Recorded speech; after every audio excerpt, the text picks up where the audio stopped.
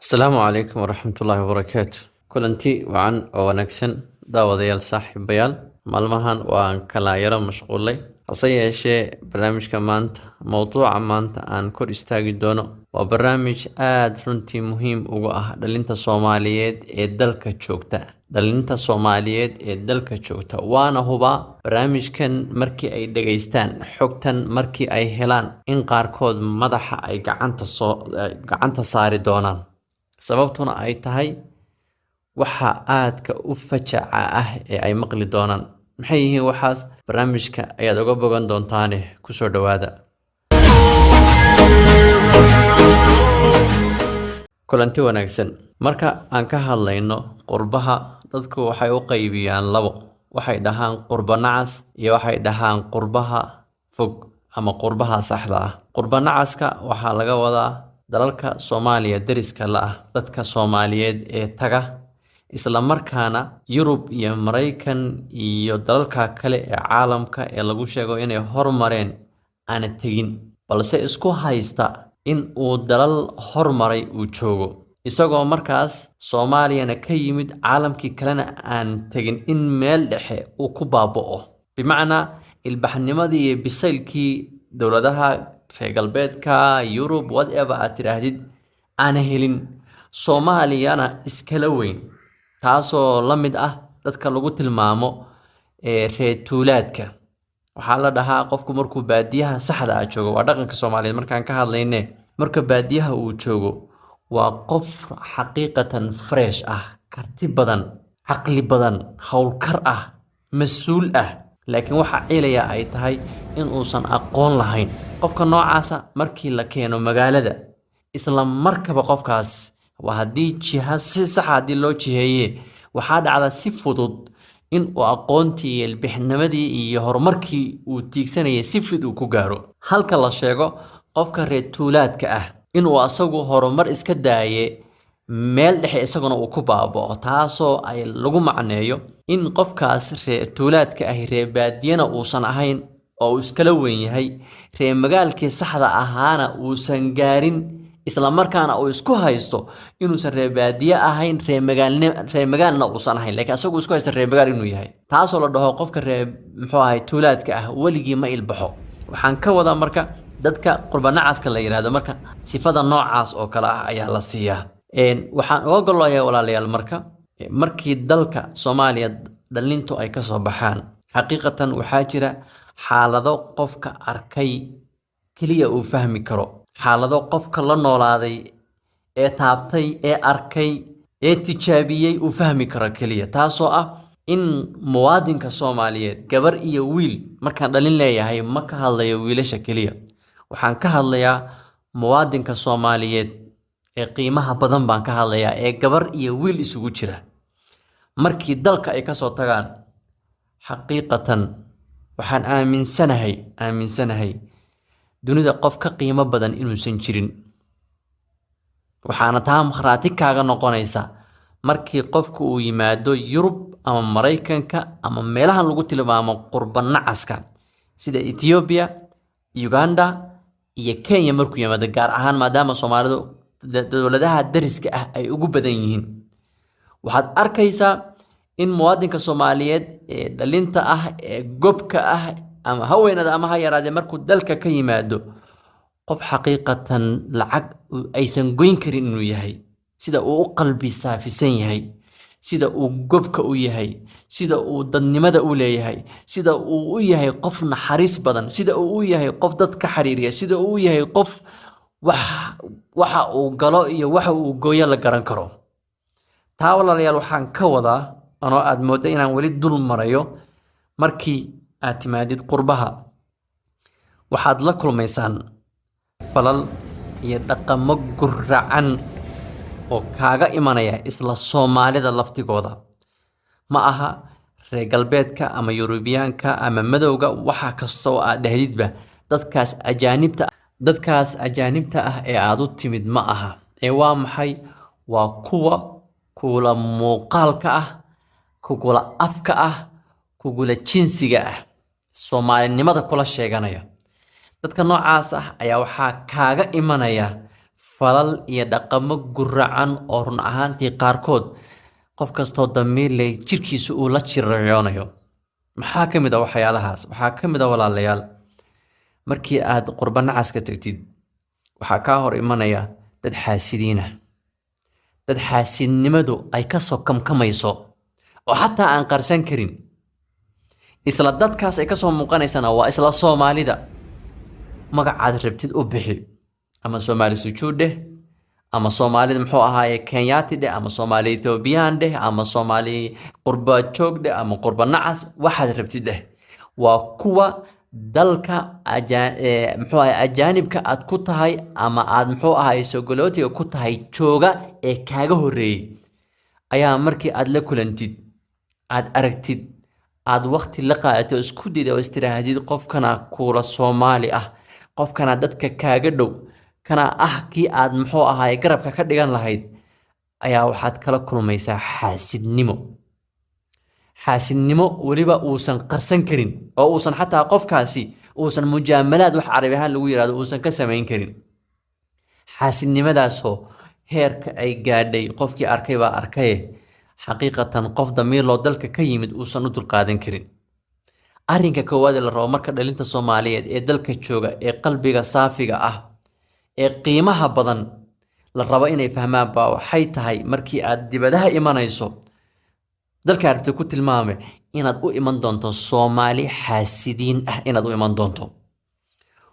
taasna la rabo in aad iska ilaaliso, kasii feejignaato, xisaabtana aad ku darsato habkii aad hawsha noocaas ula falgeli lahayd aadna uga fayaqabi lahayd. waa midda koowaad. midda labaad waxay tahay ee la rabo dhalinta Soomaaliyeed ee dalka joogta rabtana dibadaha inay soo aadaan la rabo inay xisaabta ku darsadaan baa waxay tahay inay la kulmi doonaan xiqdi iyo nacayb gaamuray. dadka qaar waxay dhahaan Soomaalidu waa dad waxyaalaha ay xiqdiga iyo nacaybka isugu qabaan ay ku tilmaamaan inay tahay qabyaalad iyo qabiil inay tahay. laakiin qofka Soomaaliga waxaa la ogaaday dalka markii uu joogay ee uu soo tago ee dibadda uu yimaado xaqiiqatan in fikradda noocaas ah uu ilaabo. laakiin dadka cudurka la nool ee qaarkood aysan iska warhaynin ay yihiin kuwa dibadda ku nool, ama qurba nacas dheh ama qurba joog dheh, waxaa rabta ku tilmaan. xiqdigaas iyo nacaybkaasna uu ka bilaabanayo adiga accentiga aad ku hadlaysid. waxaad muxuu ahaaye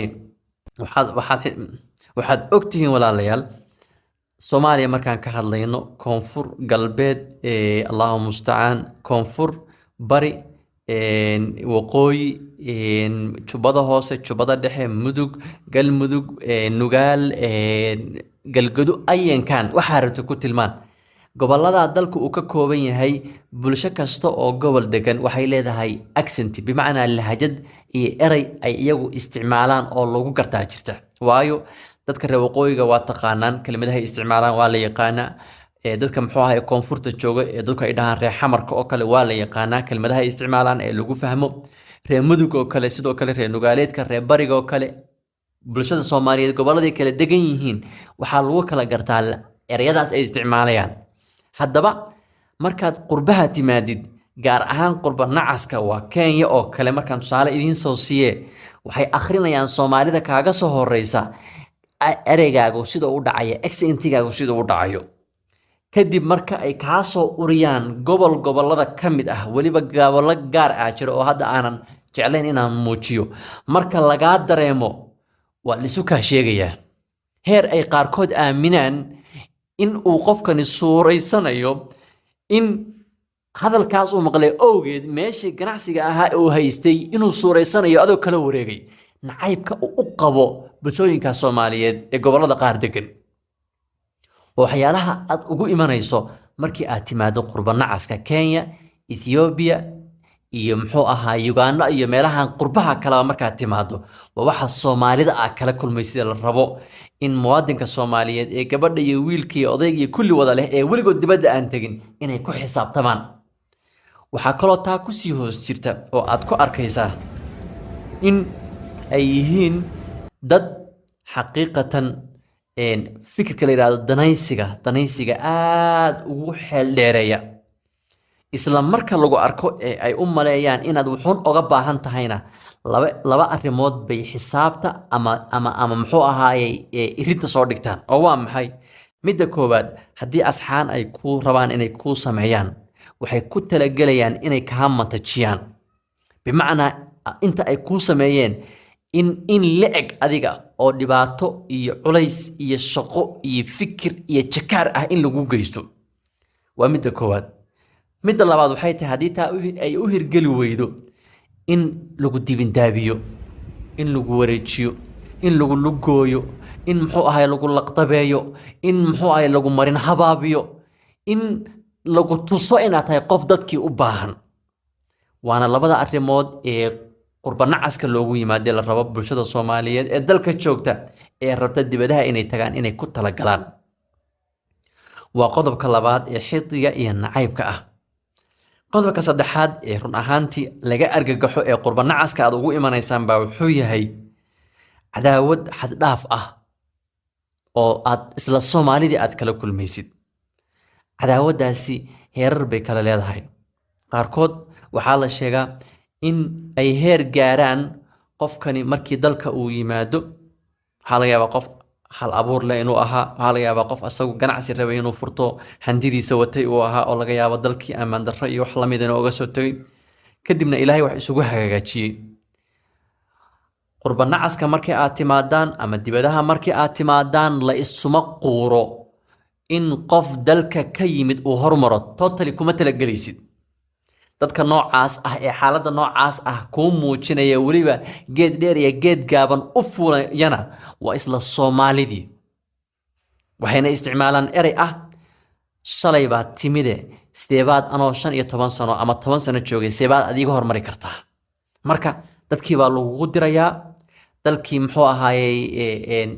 haddii lagaga awood badan yahay ama dhinaca sharciga lagaa yaqaano ama muxuu ahaayey madowga lagu isticmaali karo, iyagaa lacag lasoo siinayaa si lagaaga burburiyo horumarkii aad samaysay. waana waxyaalaha aad ugu imanaysaan ee ka jira qurbanacaska. waa cadaawadda xaddaafka ah ee aad ugu imanaysaan. waa qodobka saddexaad. qodobka afraad wuxuu yahay ee dhalinta Soomaaliya la rabo inay run ahaantii xisaabta ku darsadaan baa waxay tahay in ay ugu imanayaan dad arxan aan lahayn.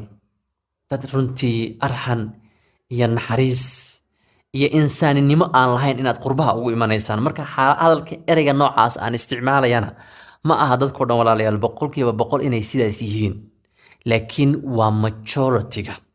waa al-aqlabiya as-saaxiqa, waa inta badan. heer qofkii markii faylaha laga jaro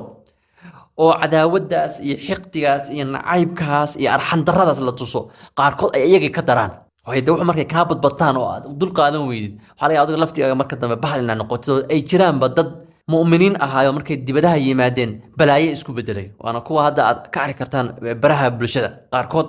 aad aragtaan iyagoo muxuu ahaayey quraan kusoo galay baraha bulshada iyo wacdi iyo khayr kusoo galay. markii dambena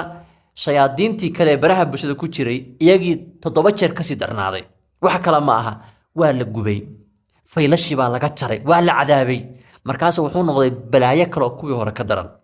waxyaalaha loogu imanayo qurbaha markaad timaadaan,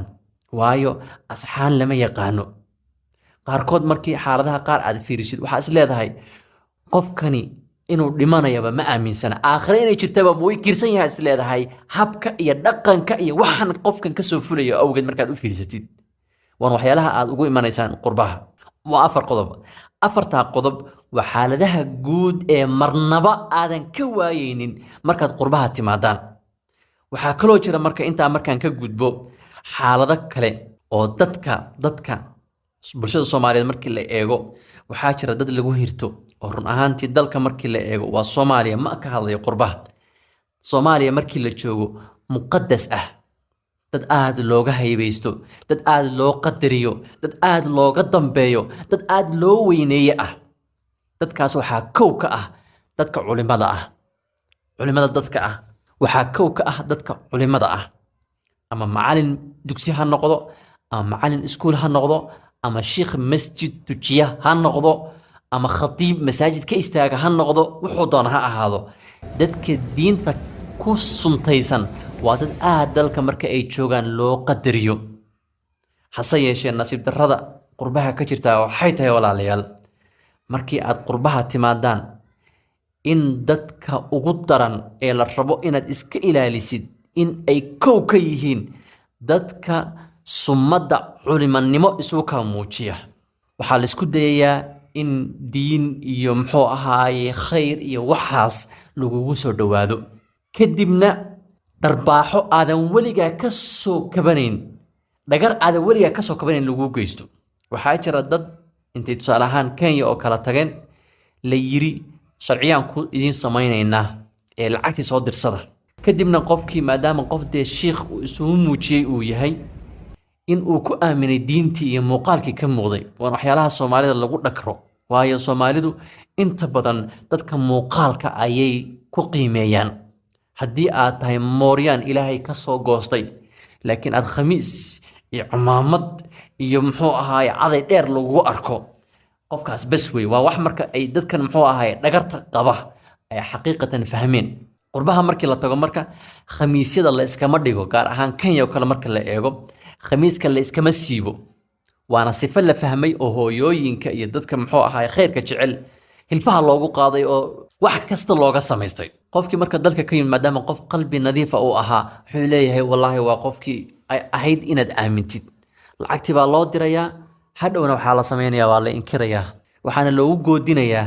maadaama la ogaaday dalka inuusan sharci uusan haysan dalkaas uu yimid uusan sharci ka haysanin in loogu goodinayo in la dacweynayo kadibna qofkii oo laga qaatay 2,000 laga qaatay 1,500 laga qaatay 900 laga qaatay lacag uu u baahnaa ilaa $100 ahaato ayaa iska aamusaya oo qaarkood markay sanad iyo 2 joogaan oo ay wixii oo dhan ka samraan ay iska cararaan dadka ay ku laabtaan waxyaalaha aad dalka uga imanaysan marka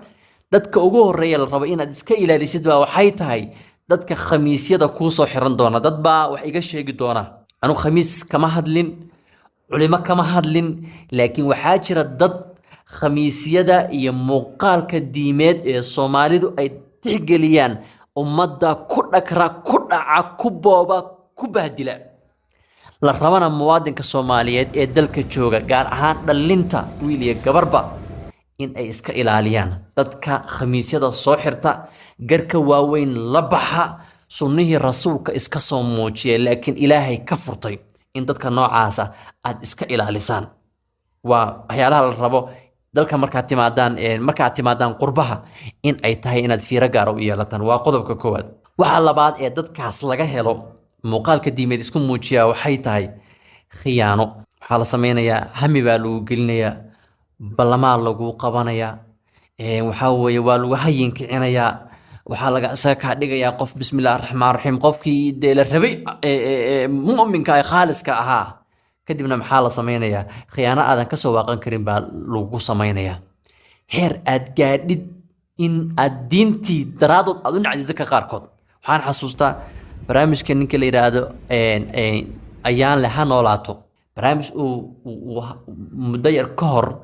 uu soo baahiyey oo nin Soomaaliyeed uu ku wareysanayay yiri waan gaaloobay ninkaas wuxuu yiri waxaan u gaaloobay masaajidyada Soomaalidu ku tukatay Muqdisho ku yaala buu yiri daraadeed nin joogay baan daraadiis u gaaloobay buu yiri marka qurbaha markii la yimaado way ka sii daran tahay dad baa diintii intay si khaldan u isticmaalaan oo ummadii ay ku dhakraan oo laqtabada iyo khiyaanada iyo isdabamarinta iyo xaasidnimada marka ay ka badbadato diintiiba daraadood u naca oo heer ay gaaraan ay markii arkaan wax diin muuqaalkeed leba uu qofkaasi dhiigu ku kaco waana xaaladaha dhabta ah ee aad qurbaha ugu imanaysaan midda saddexaad ee ugu dambaysa waxay tahay in qofkii markii uu muuqaalka isugu ka sameeyo laakiin uu ku khiyaani kari waayo isla markaana uu ku lugayn waayo inuu ku marin habaabiyo waana xaasidnimada ugu daran ee qurbaha aad ugu imanaysaan qofkiiba waxaad isku dayaysaa maadaama Soomaali uu kula yahay muuqaal Soomaaliyeed uu kula leeyahay in aad miciin bido inaad tiraahdo isaga dadka kaaga sokeeya kadibna uu isku dayo lacagtii yareed ee haysatay in uu isagu ka farsamaysto farsamadii markaad ku fahantid marka khiyaanadiina aad ku fahantid ayaa wuxuu geed dheer iyo geed gaaban u fuulayaa in uu ku marin habaabiyo si hankaagii uusan u hirgelin. maxaa la samaynayaa marka? been baa lagu sheegaya, waxaa leeyahay warniyahow meeshaan meel aad ku noolaan kartid ma aha, meeshani meel shaqale ma aha, meel muxuu ahay balaayo ay ka dhacday weeye, meel waxaa weeye laysku dhaco, meel saana weeye. qofkii marka waxaa la samaynayaa wax aan jirin oo marin habaabsan baa lagu tashkiilinaya, lagu borogaraminaya. waa midda koowaad. midda labaad ee marin habaabiska abaa waxay tahay in dadkii saxda ahaa ee waxan iyo fikraddan iyo horumarkan aad hiigsanaysay